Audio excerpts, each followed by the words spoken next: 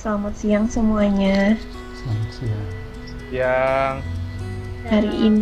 Di siang ini kita akan melaksanakan diskusi mengenai pelaksanaan penyelenggaraan pemerintahan dalam upaya mewujudkan smart governance di Kabupaten Majalengka dengan perspektif dari kita berlima, dari masing-masing instansi yang kita ampu.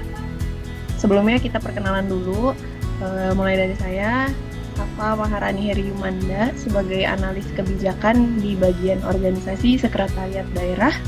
Selanjutnya silahkan ke Bapak Deni.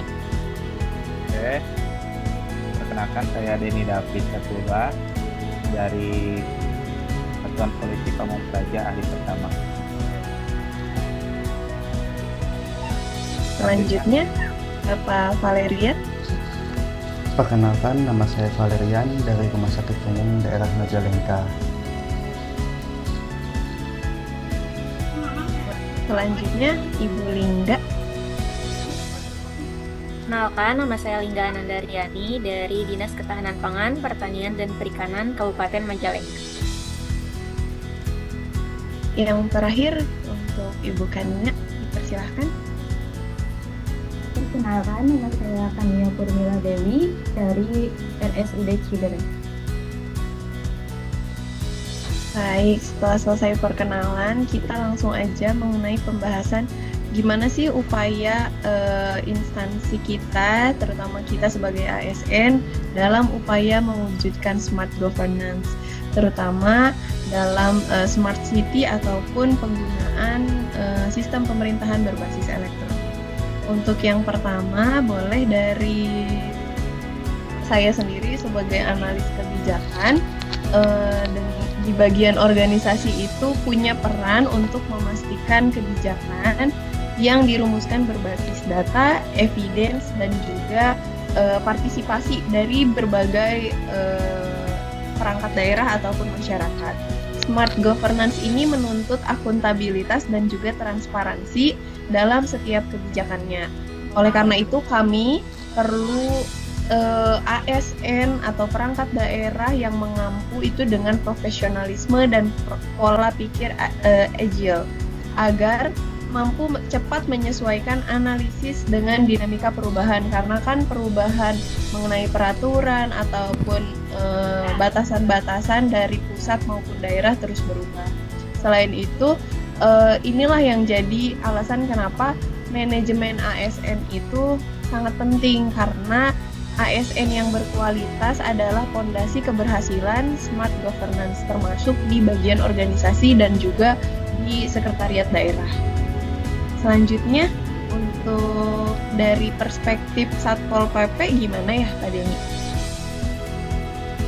Oke, dari perspektif Satpol PP ya, dari zaman sekarang ini tidak dipungkiri lah untuk pembangunan suatu pemerintahan yang transparan, terus sehingga masyarakat itu bisa memantau kinerja pemerintah, khususnya di Satpol PP. Ini memang harus adanya keterbukaan, khususnya keterbukaan informasi publik, apa saja yang dikerjakan di Satpol PP selama Satpol PP bekerja gitu kan. Nah, itu perlu kita publikasikan ke masyarakat. Salah satunya dengan sistem pemerintahan berbasis elektronik ya, di mana mungkin dari sana masyarakat bisa mengakses berbagai informasi yang masyarakat butuhkan, terutama dalam penanganan penegakan peraturan perundang-undangan daerah, terus dalam bentuk juga pelayanan perlindungan masyarakat, terus juga apabila masyarakat ingin mengetahui pencapaian berapa banyak sih kinerja Satpol PP itu dalam melaksanakan ketentraman dan ketertiban umum. Nah, masyarakat di zaman sekarang perlu bisa mengakses itu semua lewat sistem pemerintahan berbasis elektronik. Mungkin itu dari Satpol PP. Boleh, bagus banget ya ternyata. Selanjutnya coba dari rumah sakit, boleh Pak Vale? Dalam bidang teknologi informasi, smart governance diwujudkan dengan sistem digital terintegrasi seperti sistem informasi manajemen rumah sakit yang mendukung SPBE. Namun teknologi hanyalah alat, yang menentukan keberhasilan adalah ASN yang mengoperasikannya. Dibutuhkan ASN dengan kompetensi TI, bahasa asing untuk memahami bahasa internasional, dan entrepreneurship agar mampu mengembangkan inovasi digital. Dengan smart ASN, digitalisasi rumah sakit akan meningkatkan efisiensi sekaligus kepuasan masyarakat. Bagus, Mbak. Ternyata di teknologi informasi di rumah sakit juga sudah sangat mendukung smart governance. Selanjutnya gimana sih kalau dari Teh Lingga? Kalau di DKP 3, terutama di bidang perikanan, smart governance berhubungan erat dengan transparansi data serta pengisian data secara real time, karena kan data yang masuk seperti produksi nelayan, kemudian produksi budidaya itu dapat dengan cepat terinput, kemudian juga berkolaborasi dengan nelayannya ataupun dengan penyuluhnya seperti itu. Namun menuntut ASN dengan networking yang baik untuk membangun kerjasama lintas sektor serta wawasan global agar mampu menyesuaikan kebijakan dengan standar internasional. Dengan smart ASN, pengelolaan kelautan bukan hanya lokal, tetapi juga berdaya saing global. Seperti itu.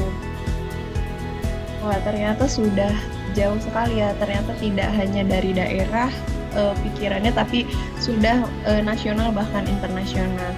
Terakhir, gimana sih perspektifnya dari Teh Kania di Rumah Sakit Cideres? Ya, baik, Teh. Kalau dari sektor kesehatan, smart governance itu diwujudkan dengan digitalisasi layanan kesehatan seperti rekam medis elektronik dan antrian online.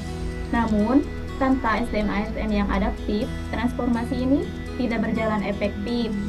Maka dibutuhkan ASN dengan hospitality untuk memberikan pelayanan yang ramah dan humanis untuk mengelola sistem digital rumah sakit. Inilah penerapan nyata Smart ASN dalam mendukung pelayanan publik yang inklusif dan responsif. Begitu, Teh. Baik, ternyata dari berbagai bidang dan perangkat daerah sudah sangat mendukung smart governance ini ya. Nah, tapi kan kita tahu sendiri ya, smart governance itu juga memerlukan atau sudah bahkan mengharuskan kita menggunakan sistem yang berbasis elektronik untuk semua bidangnya. Nah, gimana sih penerapannya di Satpol PP sendiri? Ada nih. Oke, untuk di Satpol PP sendiri, apalagi sekarang ya di era digitalisasi, ditambah lagi dengan ada kita itu dianugerahi dengan bonus demografi, yang mana masyarakat itu cenderung lebih memilih mengakses segala informasi itu lewat digital ya, terutama di media sosial. Nah, untuk menjawab itu semua, di Satpol PP mengembangkan salah satu unit, namanya ada unit media, yang dimana tugasnya salah satunya itu untuk mempublikasikan segala bentuk kegiatan apa yang telah dilaksanakan di Satpol PP, baik itu dalam bentuk media YouTube, TikTok, dan Instagram. Nah, teman-teman masyarakat semua bisa mengakses ataupun melihat informasi bentuknya itu apa saja yang telah dikerjakan. Lalu di media sosial pun kita bukan hanya sekadar mempublikasikan kinerja kita, tetapi kita juga mencoba menyerap informasi, aspirasi dari masyarakat, ataupun ada laporan bisa langsung ke lewat media sosial. Mungkin seperti itu untuk di Satpol PP. Wah, bagus banget ya, berarti di media sosialnya aktif sekali. Kalau di DKP 3 gimana ya? Kalau di DKP 3 tuh lebih ke mempermudah pendataan ya. Kan tadinya mungkin secara manual. Nah, sekarang tuh data tuh menjadi data yang terpusat. Jadi untuk setiap kabupatennya mungkin, untuk setiap provinsinya, jadi terpusat pada satu portal data. Jadi memudahkan dalam pengelolaan data. Tapi memang kadang kalau data seperti itu kan update terus ya pengisiannya. Nah, itu mungkin jadi tantangannya tersendiri karena kita harus selalu menyesuaikan diri ya, adaptif seperti itu. Kalau boleh tahu pakai sistem apa sih Teh? Kalau di perikanan sendiri ada namanya portal data perikanan. Itu khusus untuk data-data perikanan kayak produksi, budidaya, terus penangkapan itu semua masuk ke sana. Kemudian juga pelaku usahanya juga seperti itu. Oke, terima kasih Teh Lingga informasinya. Kalau dari rumah sakit sendiri gimana Teh Kania? Kalau dari rumah sakit sendiri, dengan menggunakan sistem informasi manajemen rumah sakit, layanan registrasi, rekam medis elektronik, hingga pembayaran dapat dilakukan secara digital. Pasien tidak lagi harus mengantri panjang, cukup melakukan reservasi melalui aplikasi, namun ini menuntut ASN untuk menguasai teknologi, informasi dan digital. Karena selain mengoperasikannya, mereka juga harus tetap ramah dan melayani. Dengan begitu, SPBE di sektor kesehatan benar-benar menghadirkan layanan yang cepat, transparan, dan berorientasi pada kepuasan masyarakat. Kalau di rumah sakit Teteh, pendaftarannya sih online Teh. Iya Teh. Pakai aplikasi apa tuh kalau boleh tahu? Ada dua Teh, RSC online sama JKN Mobile.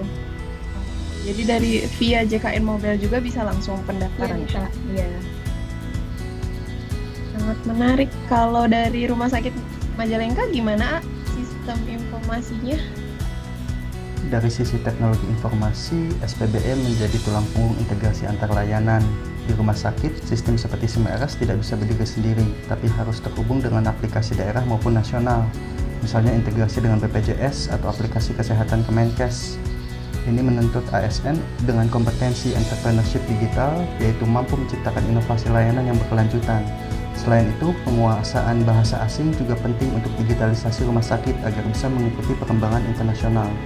Tanpa ASN yang smart, integrasi SPBE hanya akan setengah jalan. Wah, keren juga ya. Karena kebetulan di sekretariat daerah juga apa di bagian organisasi ini udah melakukan penerapan SPBE.